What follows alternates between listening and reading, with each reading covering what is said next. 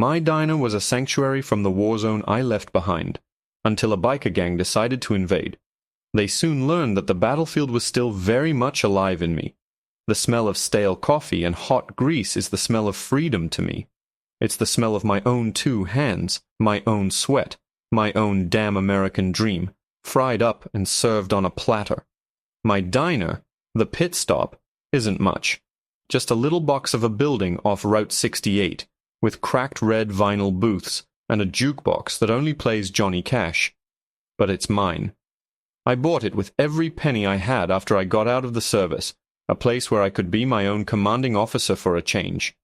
Most days are quiet. I get the truckers on the early shift, a few local families for lunch, and the odd traveler who's lost their way. It's a peaceful life, a world away from the dust and chaos I used to know. That peace was shattered by the sound of thunder. Not the kind that comes from the sky, but the kind that rips up the asphalt. I was wiping down the counter when the first Harley pulled into my gravel lot, followed by another and another, until a dozen of them were parked in a jagged line, blocking the entrance like a row of steel teeth. They were from a club I'd seen around, the Vultures. Their patches a grotesque bird feasting on a skull. My only customer, old Mr. Henderson, looked up from his apple pie, his eyes wide with worry. I gave him a small, reassuring nod, but my hand instinctively tightened on the wet rag in my fist. The bell above the door didn't so much jingle as it was violently slammed open. The man who walked in was the kind of guy who sucked the air out of a room. He was huge, with a greasy beard braided into 2 sections and a gut that strained against his leather vest. His eyes, small and piggy, scanned my little diner with a look of pure contempt. He swaggered over to the counter, the rest of his crew filtering in behind him, filling the space with the stench of road grime and cheap whiskey. They were loud, laughing at crude jokes and kicking at the legs of the stools. Mr. Henderson quickly put a $5 bill on his table and scurried out the back door without a word. Just like that, I was alone with them. "Well, look what we got here," the leader grunted, his eyes finally landing on me. He raked them over me slowly, from my worn-out work boots to the bandana holding back my hair. It was a look I knew all too well, the kind of look that strips you down and dismisses you in the same breath. "Place is a dump, but I'm starving. Get us some beers and whatever slop you're serving." He didn't ask, he commanded. I felt that old, familiar coil of ice in my gut, but my face remained a perfect mask of neutrality. My posture straightened, a reflex I'd never quite unlearned. My eyes did a quick scan, 12 of them in total. The leader, his clear second-in-command, and 10 others. One exit behind me through the kitchen, one main exit they were blocking. Potential weapons, a pot of boiling coffee, a heavy-duty cast-iron skillet, the meat cleaver under the prep counter. Situational awareness. It never really leaves you. "I only serve coffee and soda," I said, my voice even and calm. "And the kitchen closes in 30 minutes. The leader chuckled, a low, nasty sound. "Did you hear that, boys? The help is talking back." His crew laughed along with him. He leaned over the counter, getting in my space. The racism was coming. I could feel it bubbling right under the surface of his sneer. "Listen, sweetheart," he said, his voice dropping to a conspiratorial whisper. "We're not asking. We're the Vultures. We take what we want. And right now we want this place for the night. So you're going to go back there and cook us up some steaks. And you're going to do it with a smile on your pretty little face." My heart was beating a steady, controlled rhythm. Fear was a luxury I couldn't afford. I met his gaze and didn't flinch.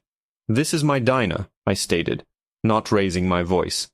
"And I'm telling you the kitchen is closing. You can order from the menu or you can leave." A hush fell over the room. His piggy eyes narrowed, the fake charm evaporating completely, leaving only raw, ugly entitlement. He looked at me, really looked at me this time, and a flicker of confusion crossed his face. He was expecting tears, pleading, or terrified obedience. He wasn't getting any of it. He straightened up and slowly turned his head to look at the photos on the wall behind me. They were mostly pictures of the diner from the 50s, local high school football teams, but there was one small, faded photo in a simple black frame. A picture of a much younger me, my hair shaved to the scalp, wearing dress blues, standing ramrod straight. He reached a grimy hand over the counter and snatched it off the wall. My blood went cold. He held it up, squinting. "What's this? You play dress-up?" he sneered, not recognizing the uniform for what it was. He was holding my past, my pride, in his filthy fingers, and mocking it. He tossed the photo onto the counter, cracking the glass. Then he slammed his massive greasy palm flat on the counter, right next to the broken frame, the sound echoing like a gunshot in the silent diner. He leaned in close, his breath smelling like stale beer and cigarettes. "This is our place now," he hissed, his voice a low growl of menace. "And you, sweetheart, are the evening's entertainment." He blocked my path, a smirk twisting his lips, confident he had me trapped. He had no idea who he was talking to. He had no idea what a woman trained to survive in a war zone was capable of. And he had no idea that he'd just made the biggest mistake of his life. I didn't move. I didn't even breathe. I let his words hang in the air, thick and greasy like the smoke from the grill. Entertainment. He saw a lone black woman, a server, a victim. He didn't see the steel in my spine, forged in the crucible of Paris Island. He didn't see the ghost of my drill instructor screaming in my ear about complacency and the cost of underestimating your enemy. He saw a target, and in that moment my mind switched over. The diner faded away, the smell of grease was replaced by the phantom scent of cordite and hot desert sand. The 12 bikers became 12 hostiles. The counter was my cover. The kitchen, my defensible position. My heartbeat was a slow, steady drum. 1,000, 1,000. Assess. Adapt. Overcome. His smirk was his biggest mistake. It gave me a full second of him admiring his own reflection in my eyes. Time enough. My left hand shot out and grabbed the scalding hot coffee pot from its burner. My right hand swept across the counter, scooping up the photo frame he'd broken. He flinched back, thinking I was going to throw the pot, but his reaction was sluggish, arrogant. He was still processing. I wasn't. My movements were a single, fluid sequence drilled into muscle memory. The hot coffee went straight into his face. The scream was everything I'd expected. High-pitched, guttural, a sound of pure agony and surprise. He clawed at his blistering face, stumbling backward, his chair clattering to the floor. The other vultures, who had been laughing and jeering a moment before, were frozen solid, their mouths hanging open. They watched, stunned, as I vaulted over the counter with an ease that belied my 5'6" frame. I landed lightly on the balls of my feet as their leader. Their big, tough prez was still writhing. Before he could recover, I was on him. I wasn't holding the broken photo frame to admire the picture. I snapped the cheap wood over my knee, leaving a jagged, pointed shard in my hand, but I didn't use the point. I used the solid, blunt corner of the frame and drove it, hard, into the brachial plexus stun point at the side of his neck. There was a sickening thud, and his body went rigid. His eyes rolled back in his head, and he collapsed to the checkered linoleum floor like a sack of rocks, twitching and spasming, a low wheezing sound escaping his lips. The entire diner was silent save for his pained gasps. I stood over him, my chest rising and falling in a controlled rhythm, the broken frame still in my hand. I gave his leg a hard kick with the toe of my boot. No response, just a pathetic moan. Target incapacitated. I slowly straightened up and let my eyes sweep over the remaining 11 men. Their faces were a mixture of shock, fury, and for the first time, a sliver of fear. The one who looked like the second in command, a wiry man with a scar splitting his eyebrow, finally found his voice. You crazy bitch," he snarled, taking a half step forward. I didn't even look directly at him. My gaze remained wide, tracking every single one of them, noting their positions, their hands, their posture. Peripheral vision is a soldier's best friend. "Rule number 1, I said, and my voice was not my own. It was the voice of Corporal Williams, cold, clipped, and stripped of all emotion. The voice I used on the firing range. Cut the head off the snake. I let the broken frame drop from my hand, the sound loud in the tense silence. Now, who's the new snake? The man with the scar bristled, but he hesitated. Doubt had poisoned their confidence. Their leader, their symbol of power, was a blubbering mess on my floor, smelling of burnt coffee and shame. They were a pack, and their alpha was down. I took a slow step backward, never taking my eyes off them, my foot nudging the heavy cast-iron skillet I'd left on the floor by the grill earlier. It was still hot, a much better weapon.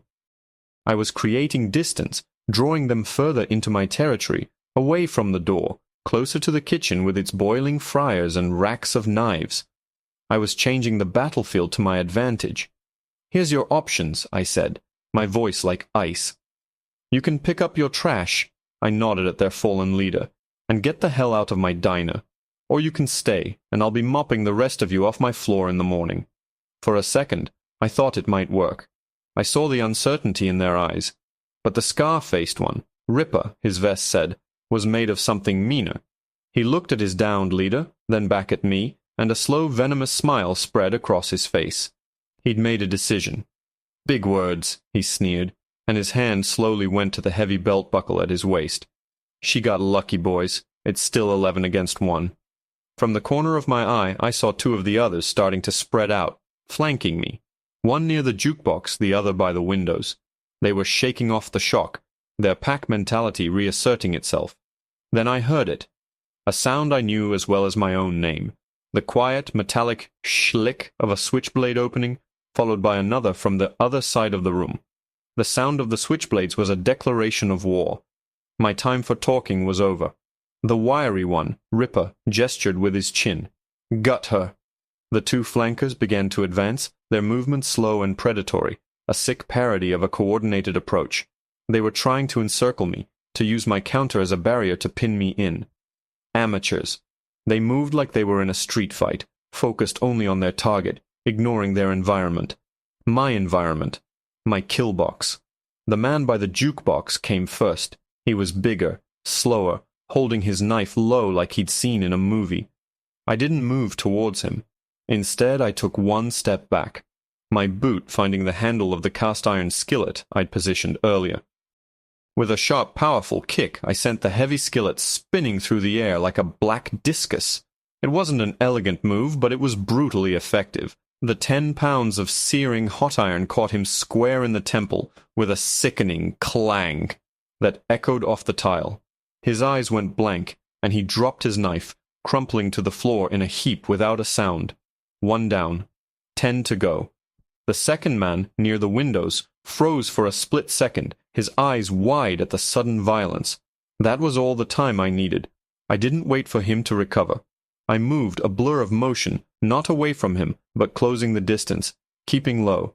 As I passed the counter, my hand shot out and grabbed the big red bottle of hot sauce from the condiment station. He lunged, swiping with his blade, but I was already past the arc of his attack. I came up inside his guard, my left hand grabbing his wrist and twisting it outward, locking the joint. He grunted in pain, his fingers loosening on the knife. My right hand brought the plastic bottle up and squeezed hard. A thick red jet of cayenne and vinegar shot directly into his eyes. His scream was a wet, strangled gurgle. He dropped the knife to claw at his face, stumbling blindly, crashing into a table and sending salt and pepper shakers flying. He was out of the fight, a sobbing, blinded mess. 2 down, 9 to go. The remaining vultures stood there, utterly dumbfounded. This wasn't how it was supposed to go. I wasn't cowering. I wasn't screaming. I was dismantling them. "Don't just stand there," Ripper finally roared, his face purple with rage. "Box her in. Don't let her get in the damn kitchen." His voice broke the spell. The pack surged forward, a clumsy, angry mob. They weren't thinking tactically anymore. It was just rage. That made them predictable. I kicked a chair into the path of the first man, sending him tumbling. I was already moving backward, a planned withdrawal. My objective was the swinging door to the kitchen. That was my fortress. That was my ground. I reached the threshold just as the first of them reached for me. My hand found the heavy-duty meat cleaver hanging from its magnetic strip on the wall, the cold steel a familiar and comforting weight in my palm. I spun around, the polished blade arcing in a silver flash, and slammed the flat side of it against the doorframe inches from his face. The wood splintered. He yelped and jumped back as if he'd been electrocuted. I used that moment to slam the swinging door shut. For a moment there was silence. I stood in the relative darkness of my kitchen, the sound of my own breathing loud in my ears. The smell of grease was stronger here, mixed with bleach and onions. I could hear them shuffling and muttering on the other side of the door, their confidence shattered, replaced by a confused, angry buzz. They were regrouping. I wasn't breathing heavily. My heart rate was elevated but controlled. This was my element. Close quarters, limited entry points, and a whole arsenal of improvised weapons at my disposal. The deep fryer bubbled softly, its 350-degree oil a waiting trap. Then a heavy boot slammed against the door, making the whole frame shudder. It wasn't an attempt to break it down. It was a knock, a demand for attention. I raised the cleaver, my knuckles white, my eyes fixed on the small diamond-shaped window in the door. Ripper's scarred face appeared in the glass, his eyes burning with a hateful fire. He wasn't sneering anymore. The contempt was gone, replaced by a cold, reptilian focus. He'd finally figured it out. He'd connected the photo on the wall with the woman who had just taken down 3 of his men in under a minute. "All right," his voice was a low growl, muffled by the door. "Playtime's over, Marine." The word hung in the air between us, an admission and a threat all at once. He knew. Then his face disappeared from the window, and I heard a sound that turned the ice in my gut to a frozen stone. A sound that cut through all the noise of the diner. A sound that I had prayed I would never hear, aimed at me again. The clean, sharp, unmistakable click-clack of a pistol slide, racking around into the chamber. The sound of the gun changed the entire equation. A knife is personal. A fist is a challenge. A gun is an executioner's tool. My kitchen, my fortress, suddenly felt like a trap. There was a back door, but the alley behind it was a dead end. A brick-walled cage. They knew that. Ripper was smarter than his boss. He wasn't going to come through the door. He was going to turn it into a kill zone. I heard them dragging tables and chairs, the screech of metal on linoleum. They were building a barricade, pinning me in. My mind raced, ticking through options with cold military precision. The windows were too small to be an exit. The walls were solid cinder block. My only way out was through them. The cleaver in my hand felt hopelessly inadequate against a firearm. I needed an advantage. I needed a distraction. My eyes darted around the kitchen. The bubbling deep fryer. The massive walk-in freezer. The industrial-sized spice rack. Pepper. Cayenne. Paprika. An idea, desperate and dangerous, sparked in my mind. It was a long shot, a tactic born from insurgency training, something you use when you have nothing left. I moved with silent, frantic purpose. I grabbed the largest, heaviest stainless steel mixing bowl I had and scooped it full of flour. Then I dumped 6 large shakers of the most potent cayenne pepper I stocked right on top. I gave it a quick stir with my hand, the fine red powder already making my eyes water. Then I went to the deep fryer. My hands were steady as I reached for the heavy wire basket, my mind focused solely on the task. I wasn't thinking about the gun. I was thinking about the mission. Survive. "You got 5 seconds to come out, Marine," Ripper's voice yelled from the other side, "or we start shooting through the door." They were trying to scare me out into their line of fire. I didn't answer. I pulled the bubbling basket of fries from the scorching oil. The heat washed over my face. I dumped the fries on the floor, ignoring the clatter. I took a deep breath, held it, and then submerged the pepper and flour-filled bowl into the 350-degree oil.